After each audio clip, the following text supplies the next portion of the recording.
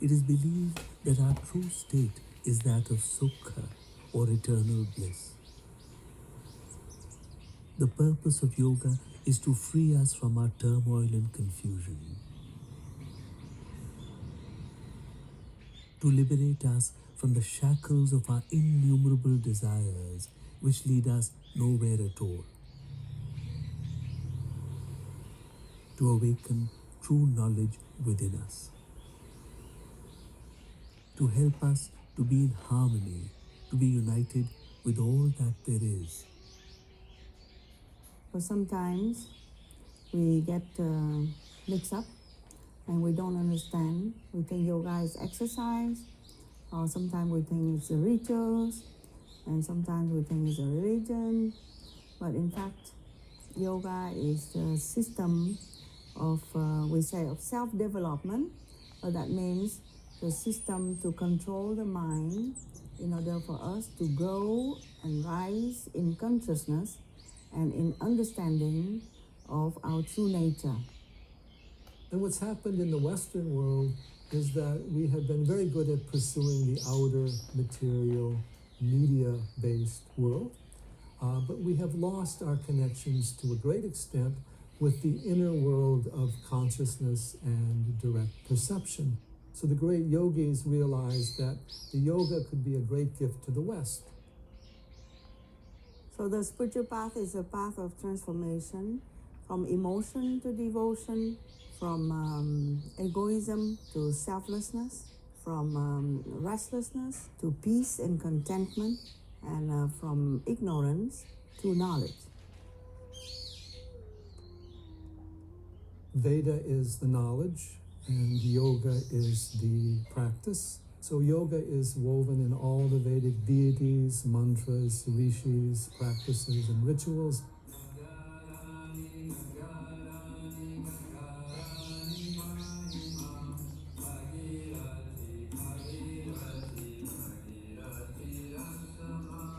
And we say that yoga is the inner sacrifice, the inner ritual, which is offering of the inner divine forces, speech, mind, and prana.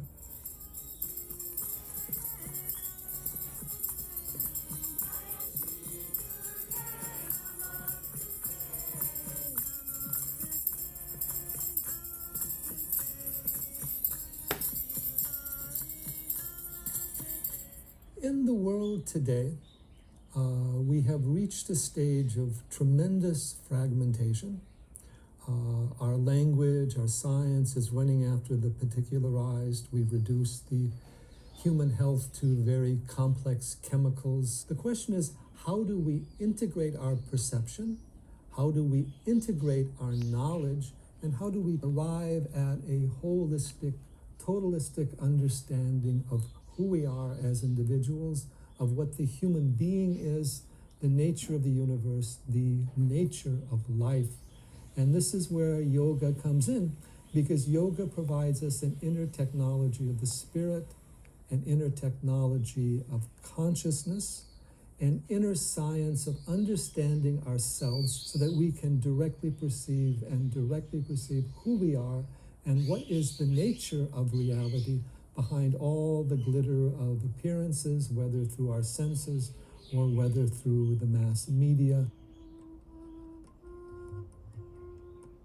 Yoga takes us to awareness, true self-awareness. In yoga, you calm yourself. You see that you are less affected by the noise and turmoil of the outside world around you. We lead our lives controlled moment to moment by our bodies, by our emotions, and by our minds.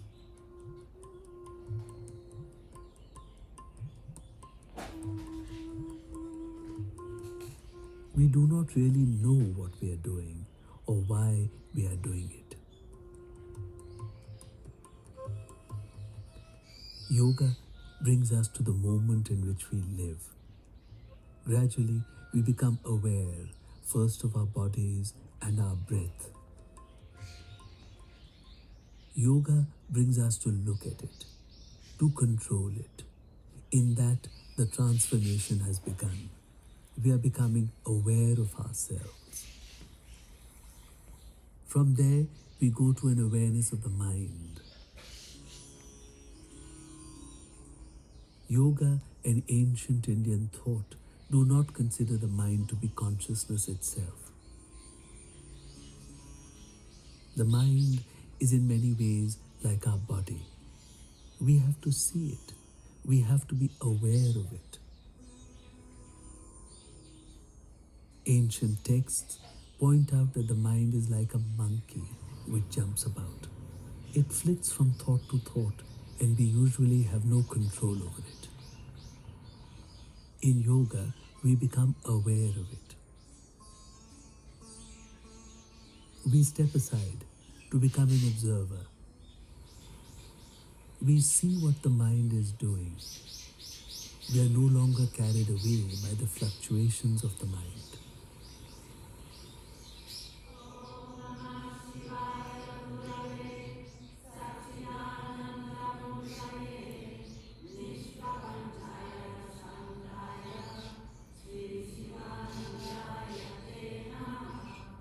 The Sivananda organization of Swami Vishnudevananda is one of the best, if not the best, as far as my opinion goes, yoga groups in the world, particularly in the Western world, because they teach the classical and integral tradition of yoga, including Hatha Yoga, Raja Yoga, Vedanta, and even the importance of devotion, rituals, Ayurveda, even the Jyotish or the Vedic astrology.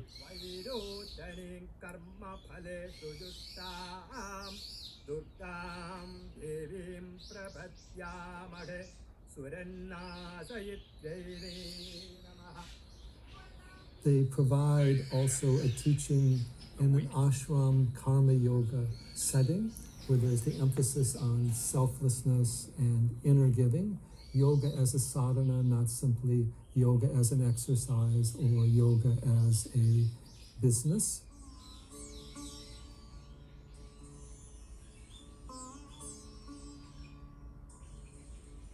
Sivananda Yoga is a tradition that basically incorporates 4 paths of yoga.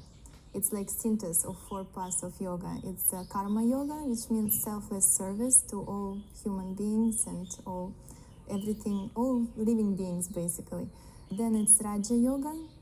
It's control of the mind. Hatha Yoga and Pranayama practice are part of Raja Yoga. Then it's Bhakti Yoga. It's yoga of devotion. That's why we sing bhajans here. That's why we have altar and we have murtis and we express our devotion in this way.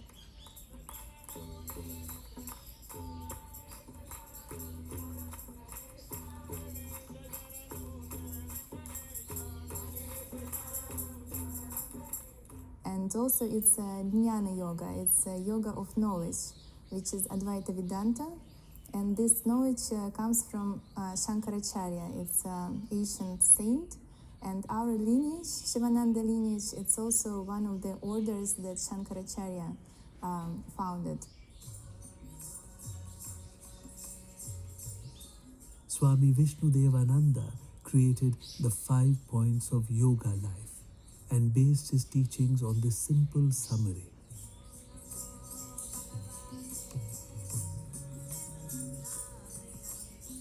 These 5 points of yoga life are discipline, proper exercises, asanas, proper breathing, pranayama, proper relaxation, shravasana, proper diet, vegetarian food, positive thinking and meditation, dhyana and Vedanta.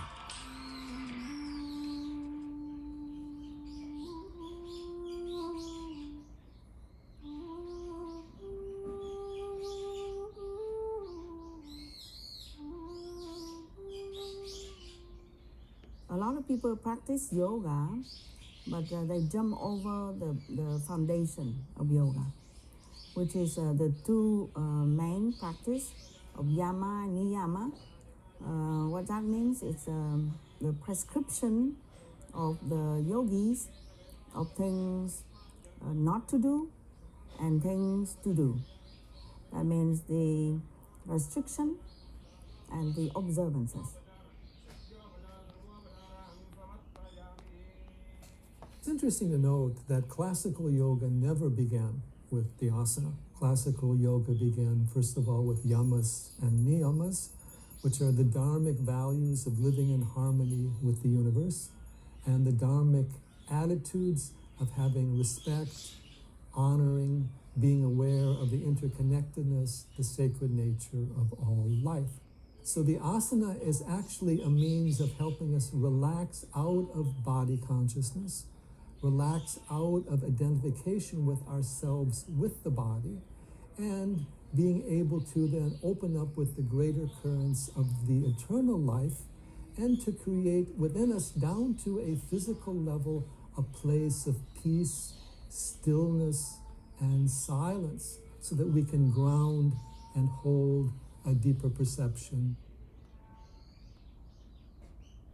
Hatred, violence, greed, these are things that tend to crop up in human interactions. And you could say it's natural in a sense because we are under the impression that we have to get for ourselves and we want to be happy. And so following those impulses of self-preservation and seeking enjoyment and happiness, we tend to become greedy and we tend to become violent and angry and many negative qualities come out. But I don't think these things are our natural state. Meaning, I think that if we can settle down into our true natural state, we see that we would really rather be free from these negative qualities. I think our true natural state would be where we're completely at ease, completely peaceful. My journey started 20 years ago at a stressful time in my life, and I had the idea yoga would bring me some peace, but I didn't realize how deep that peace would be. To start to really feel that in your heart, that it's love for the sake of love, not specifically about a specific person or place. That deep love is so fulfilling, so beautiful in every day, makes every day beautiful. You can access that peace at any moment, that you can live in that peace for more and more of your life, more and more time.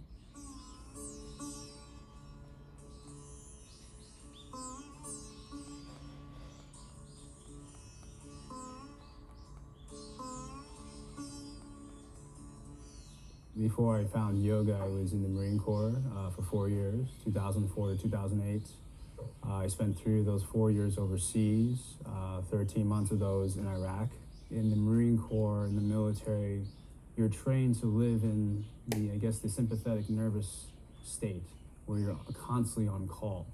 However, though, that must come to an end, and they don't teach you how to undo that wiring. You know, you're wired. But after the traumatic experience of Iraq, I just wasn't able to handle alcohol anymore, but I didn't know anything else. By then it was a deep-rooted scar, and I just kept falling into the trap of alcohol. It was a very tough battle because alcohol poisons the body and mind, and it leaves you in a state where the only solution that you can see is more alcohol, which is obviously the worst thing you can do. I use yoga to safely safeguard my addiction and to understand and embrace my addiction, but at the same time to remove the veil of that I'm a victim of my addiction and that I can't live a certain life. Yoga has freed my bondage to the addiction.